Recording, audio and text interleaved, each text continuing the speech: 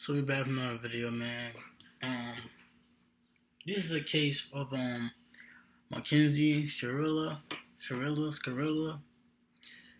I already watched the documentary. I seen the prison sentence. I basically watched the whole documentary. I didn't watch it on Netflix. I watched it for free somewhere on the website. She killed two people. She killed her boyfriend and she killed her other friend in the car.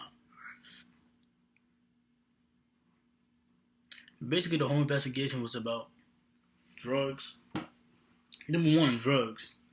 Cause she was smoking a lot of weed on top of that, but she was making mad threats towards her boyfriend.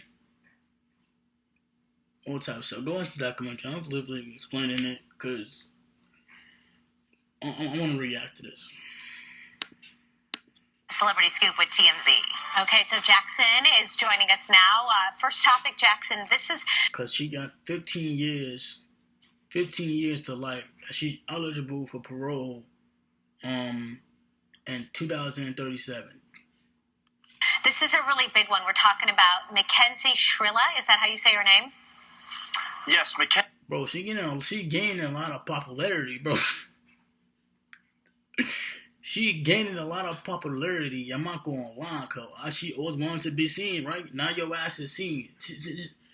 I'm gonna drop something. I'm gonna drop a topic with something, things that people need to hear. But you want to be popping, right? Now you popping. Your name's everywhere. Tell me the bad part about fame. Mackenzie Shrilla is the correct way to say it. Everybody is talking about this case, especially after that famous hit Netflix documentary that has recently come out about the killings of two young kids in their 20s, Dominic and Davion, at the hands of Mackenzie Shrilla in a car crash. Now, she is currently in jail. Beautiful young lady, too. Mad, beautiful. Yeah, damn it, your life up. Or in prison, excuse me. And we've obtained audio from prison phone calls that she had with her mum. And it seems like she's not really acclimating to prison life as much as she'd hoped. She's actually talking a lot about how bored she is behind bars. She's complaining to her mum about boredom quite a bit in this call. She complains about only having one book to read, saying, "You got to get me an iPad in here. We got to get the iPad situation sorted out." Her mum complains about visitation. She's like, no one's contacted me about virtual visitation.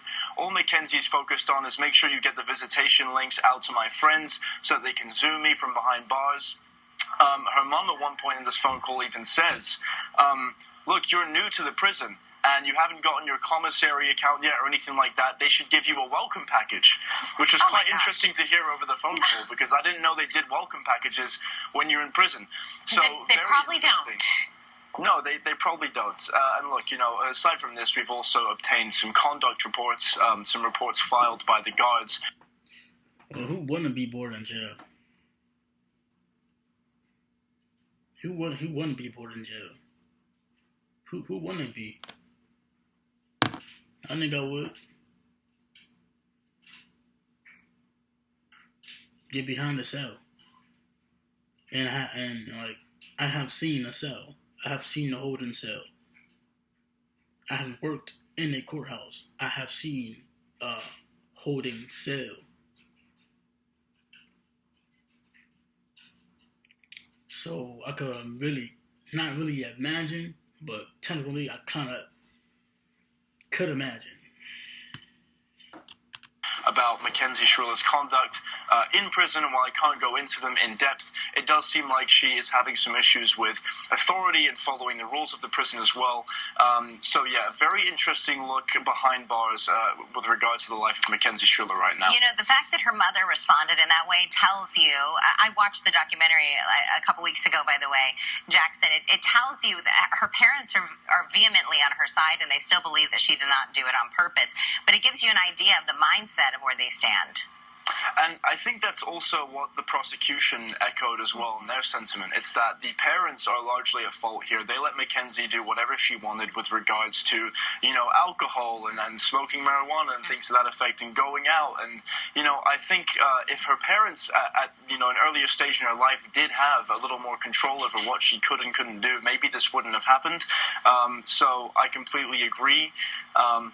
It's just terrible all around. It really terrible is. All around. It's heartbreaking. Well, shouldn't have did what you did. Peace.